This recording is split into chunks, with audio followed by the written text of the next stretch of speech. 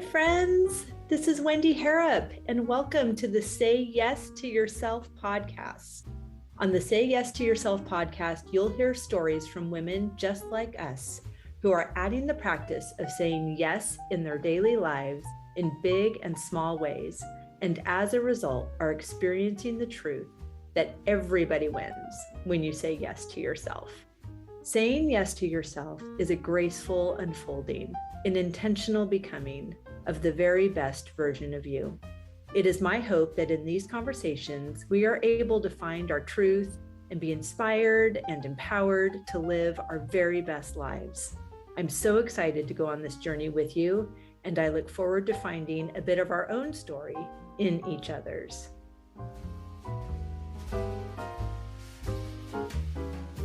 Hello, friend. Welcome back to the podcast. I'm so happy to have you here. Oh my gosh, I have to tell you, I'm so happy to be where I am as well.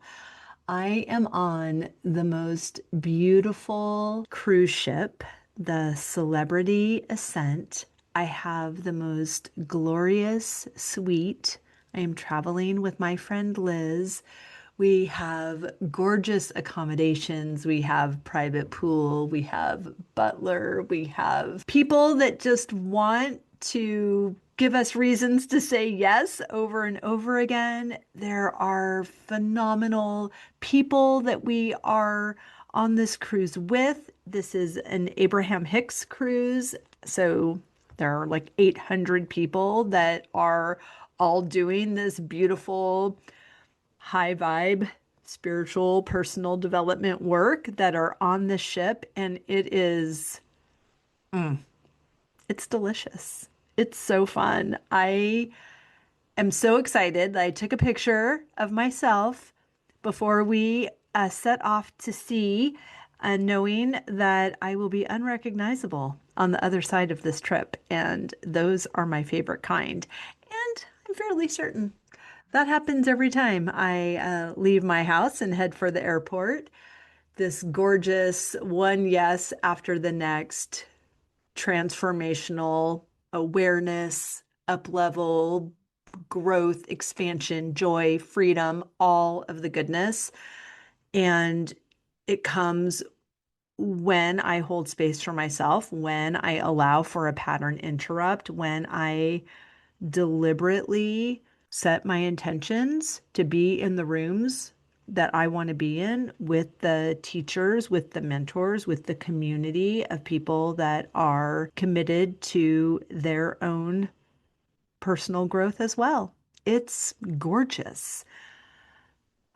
So much of the goodness of this podcast, of the people that I talk to, is just a vote for the women we're becoming. And I love doing this work, and I love being on the recipient side of a trip as opposed to the ones that I lead to France and Edinburgh. So it's just so fun. And I'm thrilled to take you along for the ride, as they say. So if you're wondering what all of this gorgeousness actually looks like, head over to Instagram, wendy.harrop on Instagram, and you will see all of the fun things that are happening back at the Phineas Wright House and all the things that are happening that are at sea.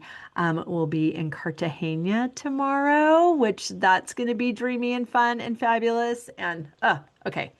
So much good things. I have so many good things to tell you. Today's episode is a very special one. So this episode is a part of Podcasthon, which is a rapidly growing nonprofit movement that brings together thousands of podcasters across the globe to raise awareness for a wide range of charitable causes. There's no financial contribution required or anything like that. The focus is entirely on collective visibility and impact. And so when they approached our team to highlight a charity and have a special episode to be released in this particular week, we were very eager to invite back our friend Susan Tripi of the Sparrow Collective. Susan is the founder, and she turned her own devastating divorce into a mission to support women navigating one of life's most difficult transitions. After losing financial stability, community support, and even her health during the process, she saw firsthand how vulnerable and unsupported many women are during divorce. Through her work as a certified divorce coach, she felt a clear calling to ensure no woman has to walk that path alone. Today, the Sparrow Collective was born from that experience, offering a supportive community and holistic resources to help women heal, recover, and rebuild their lives with confidence.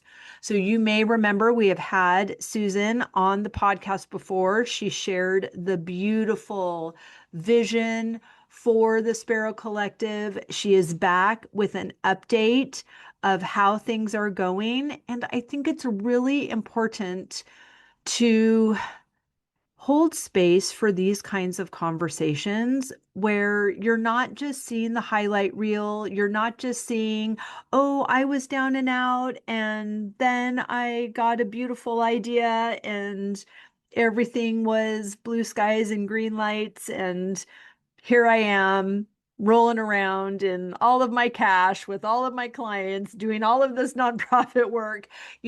Those are sometimes the stories we see, and we're not always privy to what can feel like the messy middle. And I love Susan's vulnerability and availability to go to those places during this conversation. So I cannot recommend this beautiful charity highly enough. Please get involved if you aren't already. And in the meantime, enjoy this expansive conversation with my friend Susan Tripi. Beautiful Susan. I'm so excited to have you back on the podcast. Thank you for being here. Thank you so much, sweet friend, for inviting me and having me. It's my great pleasure. And as I was just explaining to you and thought, well, that's silly because I'm going to have to say it again, I'll just hit record. This particular episode, although I'm eager to hear all your updates, and I'm sure everyone that listened to your first episode that we did together are dying to know what's happening as well.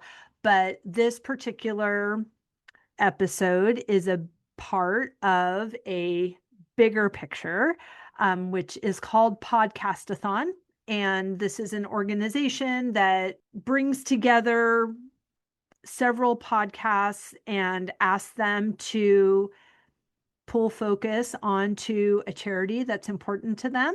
And then they share those episodes in their communities. And it's just a way to bring more focus and more awareness onto good things that are happening in the world. And raise your hand if you would like more good things in your feed than the opposite of such. What a beautiful intention to put out into the world, especially right now, right? So thank you for being a part of that. Thank you for inviting us. And thank you to these organizers who had the vision of going, you know what? There is so much good that is happening across this country, across this world, and giving a platform to showcase that. Yes, yes. And I love that it's concentrated. So it's this 1 week. And of course, we're all involved in the things that are important to us all the time. But this collective focused energy has so much more momentum than hundreds or thousands of podcasts. And it's one of their episodes. It, can just kind of float around for a short amount of time. But this is a tsunami of love, and I am thrilled to be a part of it. So, I will start with our question I ask everyone, and that is, how are you saying yes to yourself in this season? And of course, specifically around your beautiful organization. Ooh, such a delicious question. Isn't it? I love Yes. it. past never gets old, like the Eiffel Tower. And I love that in every season, it's such an expansive question, right? In every week, every month, every season, there are so many ways to say yes to ourselves. Okay, let me think here because there are so many ways that I'm saying yes this season. One of them is allowing space to slow, Mm. allowing space to slow down. And with that, having, very intentional energy. Not that I didn't have it before, because I do live from this place of intention, opening space to allow what is breathing, Mm. percolating, to rise up, and in that reminding myself, like, breath, the importance of breath, the importance of centering into self, Mhm. the importance of grounding into alignment and values, and letting that lead in this moment and season of slowing. And in that is a focus on presence. I love all of that. And especially, at the time of this recording, although it will be released in a couple of weeks, we are at day one of the Lunar New Year, which is the year of the horse. And you can't go two swipes on Instagram without hearing about this fire horse and this fast moving energy and this momentum, which you're speaking my language, lunar calendar. Like, I'm all about, like, yes, let's do it. Let's get it done. We are done waiting. Let's go, go, go. Until I am a generator by human design. And my time of slow is when I sleep. And then when I get up, I am a workhorse. There are two types in the Enneagram. My friend Sharon is a an expert of the Enneagram, and she talks about the many facets of this modality. And one is there are two personality types. One is the thoroughbred and one is the workhorse. And the thoroughbred is someone who can dedicate their efforts to a project and give all of their energy, and then they need space and time to recover before they take on the next project to give all of themselves to. And then there is the workhorse that gives and goes all day long until she goes to sleep, and then she wakes up and she gives and goes. And it's fascinating. We look at that in our relationship, in the ways that we spend our days. And she is 100% a thoroughbred and I am 100% a workhorse. And it's just amazing how these things come together for us. But when I am in a season like now of winter, it's um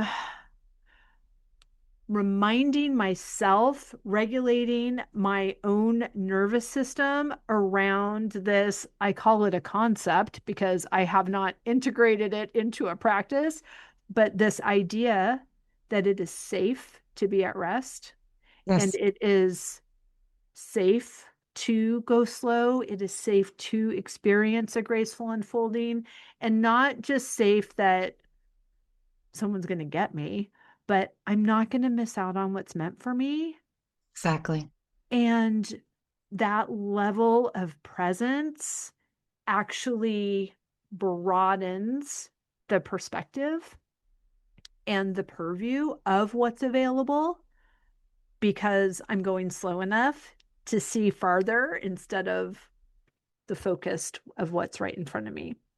That is such an important point. So many things of what you just said are so important. One of them that is resonating with me right now, as it relates to this temporary season for me of slowing, is I will not miss out on what is meant for me, right? Yeah. Because in business, we hear this message all the time. You got to be posting. You have to do this. You have to. You should, shoulds, all the have to and the shoulds. and how that just continues to create, at least it does in me when I'm giving too much focus to it, it creates this frenetic energy Hmm. within me Yes. that is not how I want to be. It's not how I want to show up. Hmm. And so this season of slowing right now, the intention behind it is there are several exciting and bigger projects coming this year of things that have been in the works for years that will be having their wing moment this year. And Yes. so some of this slowing down is an anchoring into that, Yes. recognizing what is meant for me is here and it will continue. Yes. And rest is a part of the preparation. Rest Yes. is on the to-do list Yes. because when the winged moment comes, the rest will be a little more elusive. So, Yes. Yeah. yeah, There are ebbs and flows, right? Mm-hmm. right. And it's so interesting because, of course, I know that. And of course, I live in Massachusetts now where there are seasons. I can look out my window. There's still 10 inches of snow. I cannot do chores. I get that the farm needs to rest. I even get that you need to rest. It's this belief that I get to rest. And what I don't, are you sure? And what does that look like? And if I rest, who will be doing the things that I am not doing while I am resting? And, it's just, it becomes this loop that keeps me not rested. The awareness of that Yeah, is the invitation right? to sit with that. Right. Mhm. Isn't that step one? Admitting Yes. you have a problem.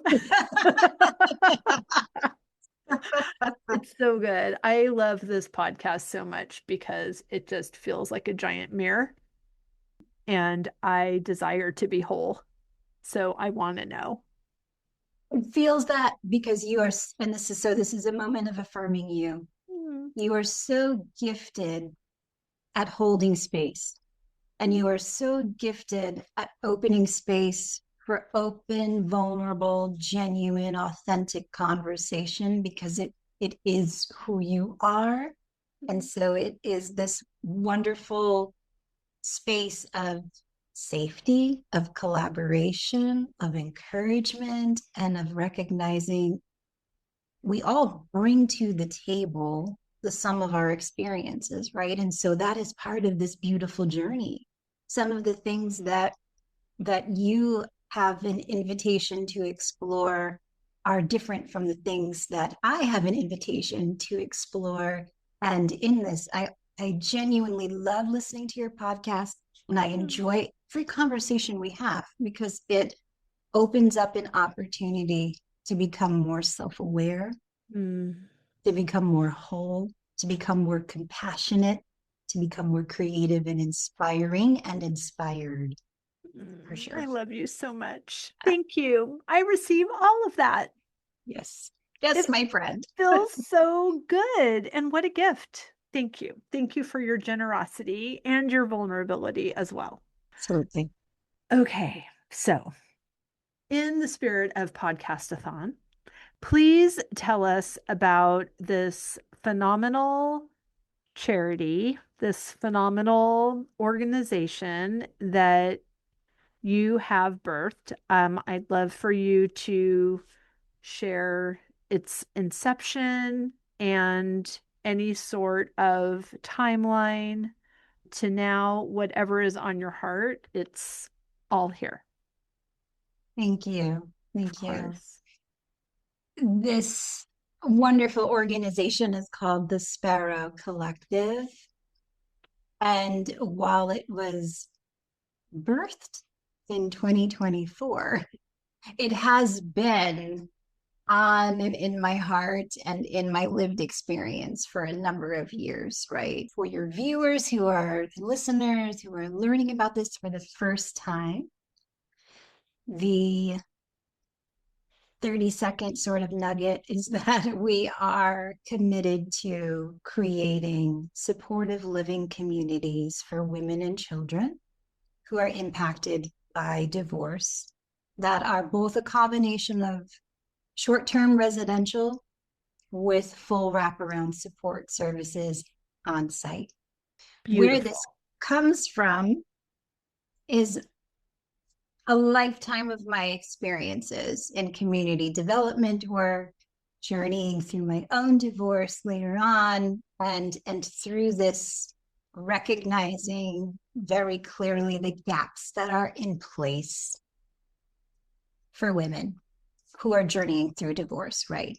And how 80% of women come out of a divorce settlement unprepared to navigate financially and emotionally, and how that puts them into a position of short-term poverty that can take 7 to 10 years to recover from. Those are national statistics, right?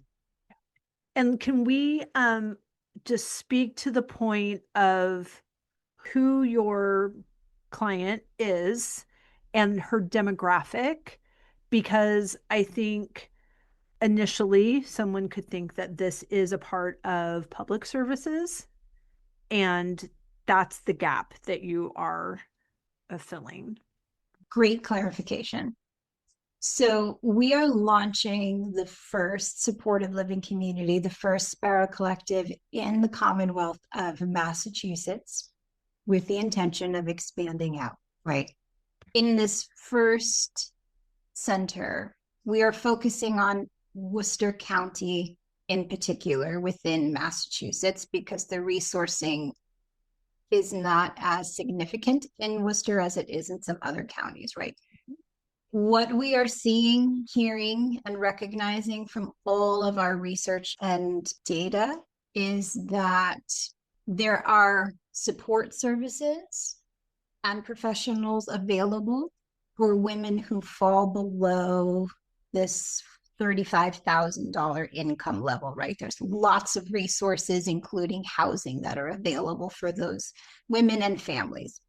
And then for those women who earn above 75,000, there's also a lot of resources, including housing, that's available. But it's those women in between that gap, in between that, $35,000 to $75,000 level range. That's who we are specifically reaching out to as our primary audience right now, because what we're finding is at a higher rate, those women are slipping into poverty. And in Worcester County in particular, when they are there for decades. It takes significantly longer to climb out of that. And so then that is then creating a cycle of generational poverty as well. Thank you for that clarification and for your good work. Please continue. Through the personal experience of going through a divorce, through the experience of then becoming a certified divorce coach and adding that to my umbrella of women's empowerment services, I started to hear several common themes, right? Like, one, how expensive it is to rent or own property in Massachusetts specifically. And I started to hear a lot of joking around, like, where are all the mom communities? Where are all these spaces where we can live with other women because we get it, we understand it, we know it, and we want to have that space to support each other. So that is in part the genesis of this building of this nonprofit organization.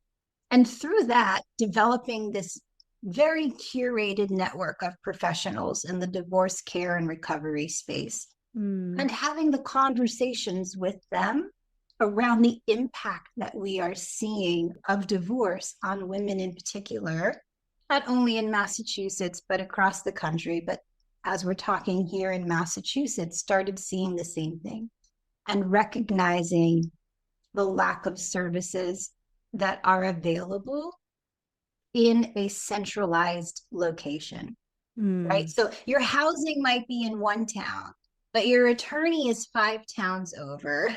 The therapist is 20 miles away, like, and so it then becomes difficult to coordinate all of your servicing for this critical period of time, meaning like the 1 to 3 year window after the divorce, right? That is a critical period of time. That is the period in which, if women are going to slip, that's when they end up slipping, right?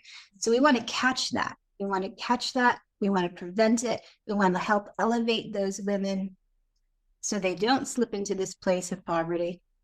And we do that through partnering with a number of professionals in finance, in family law, holistic wellness practitioners, spiritual advisors, and more, who come around, provide all types of classes and curriculum so that we are encouraging, we are educating, we are building up. This way, we're placing these women in a position to springboard into their next chapter of life. They're not sinking, they are springboarding. I love all of this. Of course, I support you, and I'm just so delighted of how this vision has unfolded. I love that some of the parameters that you've put into place for the women that are coming to live there that allow this to be truly transitional and transformational, Mm-hmm. and this element of community as well. So when you are envisioning the property, when it, and I want to hear those updates as well, but can you tell us about all of the elements that are in this gorgeous scenario? And I know we're still in this procurement of this magical place, but I would like to put some water and sunshine on these dreams in your heart. And I know that we've got a physical address that we've been able to put some vision around, and things happen there. As you know, I'm not trying to be vague or elusive. I just don't know all the details of where we are now. So tell us about like what that looks like when you're looking at it, like what you see in your heart. Tell us what that is. Yes, I love this. So, given that we have a vision of being a replicable model, multiple locations Yes. throughout Massachusetts, New England, etc. Talk about the tsunami of love. Yes. This Exactly. is a movement. We are specifically looking at underutilized properties, meaning those large commercial spaces that are sitting empty in communities across the state and literally the country, right? That could be a school, that could be an old strip mall. That could be an old factory and a warehouse. These are buildings that have solid structure, solid bones. They had life, beaming and brimming with life at one point, and they were the main, focal point of the community. Mm, And so part of our focus is taking these underutilized properties and reimagining, what can they become? What can they become now? And how can we transition them into housing that not only supports women and children, but also gives back to the community? That's incredibly important to us. So, with that lens in mind, each community must have a couple of aspects present to it. So, one of them is space for housing. Can we fit at least 20 rentable apartment units in this space, right? Also has to have space for common areas, lounges, dining areas, spaces to gather for conversation, for homework, for play, whatever. We know that community engagement is so important during times of crisis. Another area is it must generate revenue. Every location, every building must have the capacity to generate revenue somehow. Ideally for us, that is that it includes some type of kitchen that can be modernized into a commercial kitchen, because we have a line of culinary expertise that we are looking to bring to life. So it must have space somehow to generate revenue. Also must have space for daycare. That is a non-negotiable for us, right? Because so we know that the amount of time that is spent, money that is spent resourcing childcare is a significant barrier for women post divorce. And so it is part of our model that every location will have a childcare facility on site. And then there must be some spaces on site for our partnering professionals to come have office hours, because again, we are bringing the resourcing to the location, to the collective.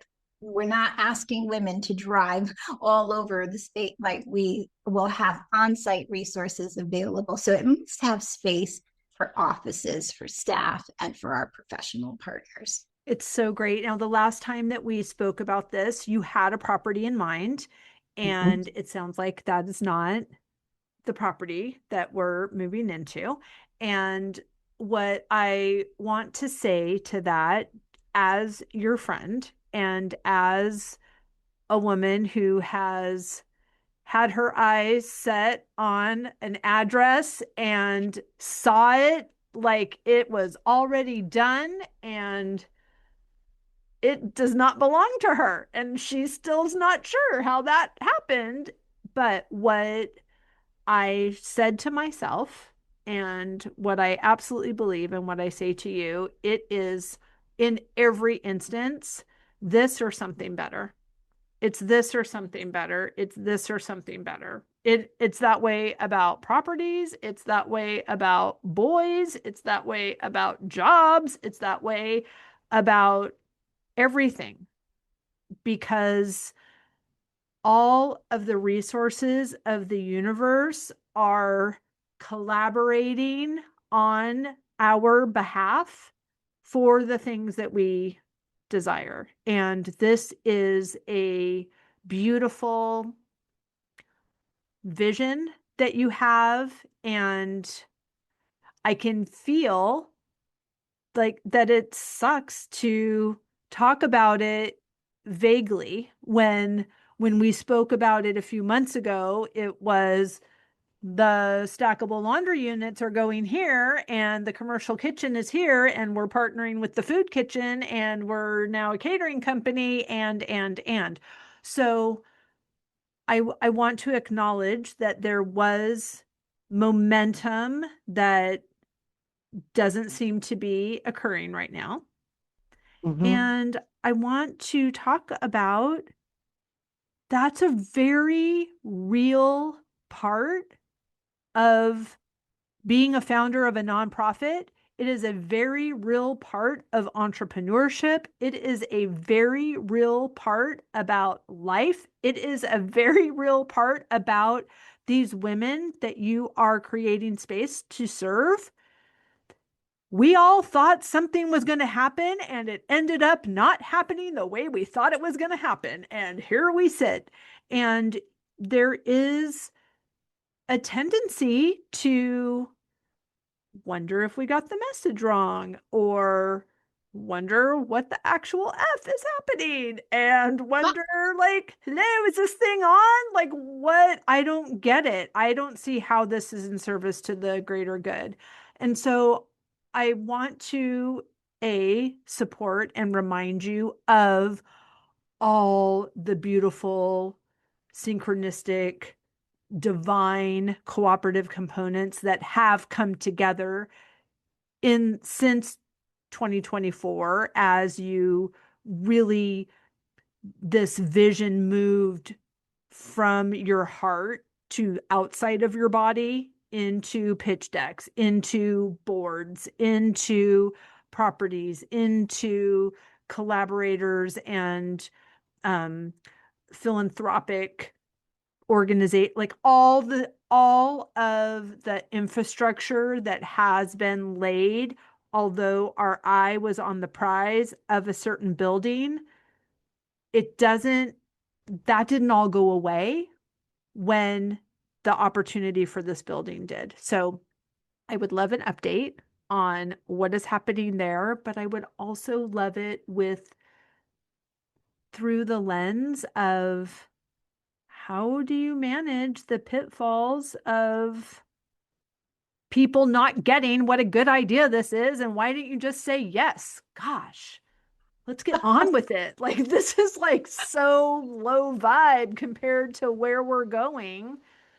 Come on, Thank you.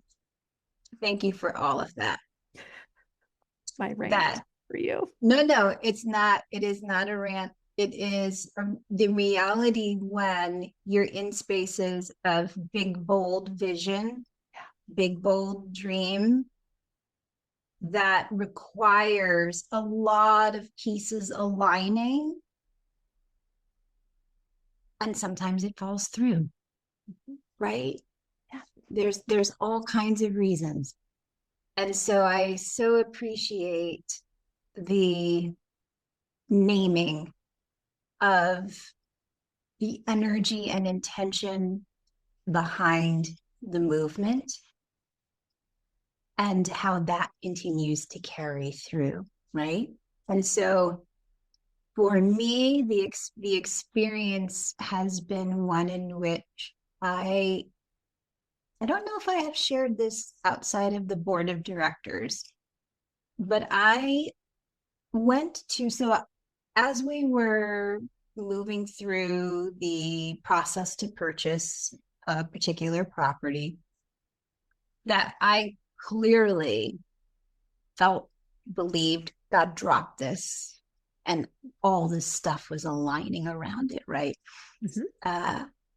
I remember leading up to the final decision. I remember walking the property as I had done weekly, but I walked the For a property. long time. Yes, over a year. Mm-hmm. Walking the property, envisioning it, praying for it, like you're walking around the walls of Jericho, ready to blow Yes. the trumpet and have the walls fall down. Yeah. And praying for that community, Yes. praying for all the everything. And so leading up to the final conversation, I walked the property, prayed over it, and my prayer at that time was, whatever unfolds, let me be okay with it. And I was reminding myself that when this journey first started, when this journey first started, I clearly said to God, I will walk this out until the door closes and I will hold it with loose hands. Right? Because it's not mine. This is God driven, God directed, right? So as I was praying and walking, I just felt this wave of peace come over me. And I felt like God was reminding me it is the energy behind this that is creating the movement. That doesn't stop Mm-hmm. if this doesn't happen, if the vote is no, right? And so I had a full weekend of just reflecting on all that has happened, the swirl that has come, the hundreds of professionals that are raising their hand and like, yeah, we are part of your network. We see what you're doing. This is so needed. It's so and I was reflecting on all the women who have come forward privately or publicly, who have reached out through PMs and text message and phone calls, who were like, if this was open right now, Yeah. I need a place to go, right? Like, so all of that combined energy did help to soften the blow when it came, right? The no. The other thing that came to my mind around that time was, our God is so tender, so gentle, so loving, so caring, doesn't force, doesn't push. And in that, there's an invitation for people to partner and say yes or to say no, right? And so I still truly believe in my heart that was a space that God dropped in our lap with a vision of beautifully living out how to serve women in that particular area. And the powers that be did not catch that vision and slipped out of that invitation. That's on them. Mhm. That's not on us, right? We Right. continue. Yeah. We continue. Thank you for that. And thank you for sharing because, sometimes like the person doesn't write the book until the thing happens, right? Like it's like this didn't happen. It was our dark night of the soul. That's like chapter 4. But when you're in chapter 4, you have to remind yourself this is not the end of the story. And I wasn't making it up. And what I love about the space and time that you had a physical building in your mind, it allowed you to envision it in such a tangible way. You did walkthroughs with professionals, you had an architect draw up plans, you have partnerships, you have banks, you have organizations, you have like all of these people came together instead of finding a place and having it and go, oh shoot, like I gotta build some infrastructure because I have the keys and there's a payment that's come in 90 days and I am don't even know what I'm doing.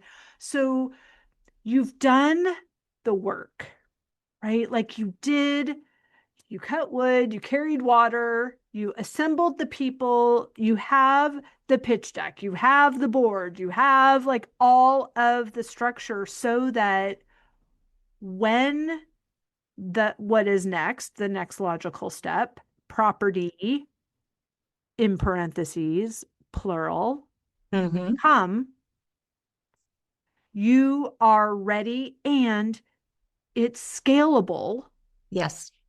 from the get go because this is not the get go. Like you've been get going for a long time. So I can't wait to see what happens. I love this story. I love that what is next is going to be so beautiful, so expansive, so oh my gosh, I can't believe I was ever sad about this because look at this. Like this is so good. And that is how God works. Like that is how the universe collaborates on our behalf. And it's all surprise and delight. If it fell together and came together so easily that time, I'm 100% certain it's going to continue the next time and the time after that and the time after that and the time after that. Right. So if someone is listening Mm-hmm. and they have access to information about a property that is in a community that there are signs outside that says save this building or whatever and they're like how can we partner with you, how can we even expand the search, how can we hold the energy with you for this beautiful collective to become a a true home for women in this transition. I love that question because we know I can't be everywhere, our board can't be everywhere, our team of advisory members can't be everywhere, but we know that everywhere there are women who are navigating this incredibly difficult life transition who need love, care, support, assistance that is uplifting and encouraging and truly transformational. And so I love this call out to those who are listening because you become our eyes everywhere. Right? Like you in your community in central Massachusetts or eastern Massachusetts or western Massachusetts or Texas or Florida, you become the eyes that can see where these vacant properties are, these underutilized properties are. Or maybe you are that person that is sitting on one and you've had it for 10, 15, 20 years and you are hearing this and it's touching your heart and you're like, you know what? This would make a great Sparrow Collective community. And you reach out to us. You send me an email at susan.sparrowcollective@gmail.com with the subject line property. And then we start a conversation and we see where that goes because the vision is national. Oh, for sure. It's a Yep, movement. Oh my exactly. gosh. And Exactly. at one point, when we were envisioning that other property in the town that is now dead to me, um, there was also this element of senior housing. Yes. God, the word is colliding. That's not what I mean, but coming together with this community of Yes. women in transition. And although the Sparrow Collective is housing women through this transition of divorce for a set amount of time, 18 months ish, before they need to move out, the senior housing, I'm certain they're not getting booted, but there is this beautiful opportunity for the people in the senior housing, helping staff the childcare, and then you've got this multi-generational yumminess Yes. that is all happening together in the center of a community that is breathing life and purpose and vision in such a gorgeous way. I mean, it's a no-brainer to me. So I'm glad you're not mentioning the town because they will be very embarrassed when Mhm. their yes just gets to be the third yes instead of the first no. They can reclaim their decision. But it's so beautiful. It is a movement. It is poised for success and collaboration. And, I think even someone that has a similar vision that wants to connect with you and see like how does this expand, that's also a beautiful opportunity. Absolutely. And I will say it's one of those tangible blessings and benefits that you don't realize comes your way until you are living and moving in one of your passion areas, which Sparrow is for me. The number of women in particular who have reached out to me over the past year from around the country who have said, I see what you're doing. I have a dream of doing the same thing, Mm-hmm. except it's for X community or this Mm-hmm. situation. Can you mentor me? How do I do right? And so Yep. the opportunity then becomes modeling for someone else and helping somebody else brainstorm their concept and turn it into a reality, right? Because the reality is, like you and I were talking a little bit before we started recording here, is that housing is a significant issue across this country. And we know that there again are vacant, underutilized properties all across this country. And so for me, this is also bringing in my real estate background into this platform, this movement of helping to create a model that is saying, you know what, not everything has to be a new build. Right. There are so many properties that can be converted, that can be transformed, that can have life brought back into them. Let's start there. Yeah. Oh my gosh. It's so The good. reclaiming of building as it is symbolic to the reclaiming of life Yeah. that happens in those spaces. Mm, Yeah. it's so good. Thank you, Susan. I have chills. I don't want to take away from that beautiful ending, please tell everyone again where they can find and follow you, how they can get involved, even ideas.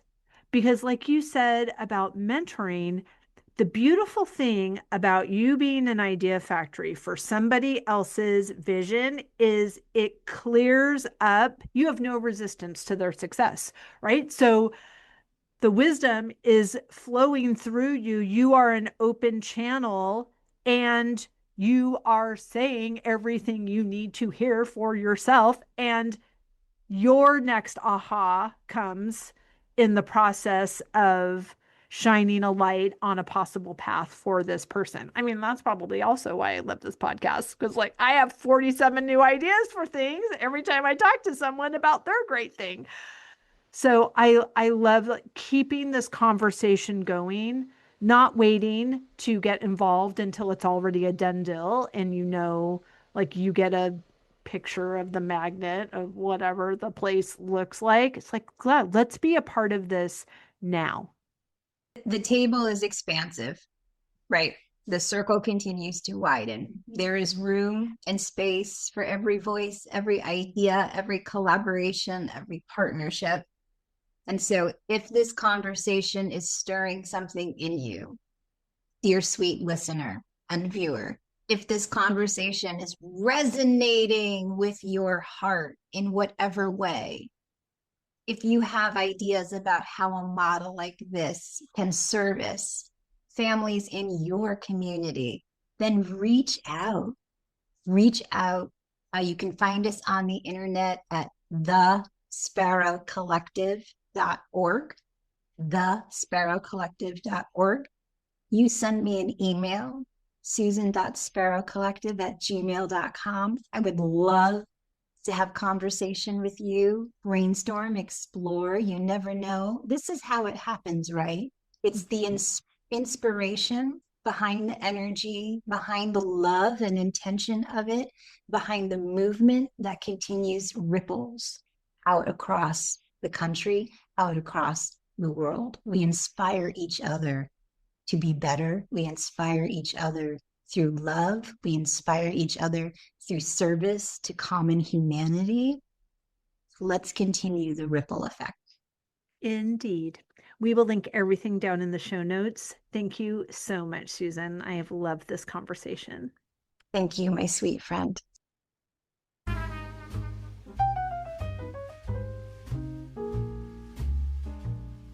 I hope you enjoyed that conversation as much as I did.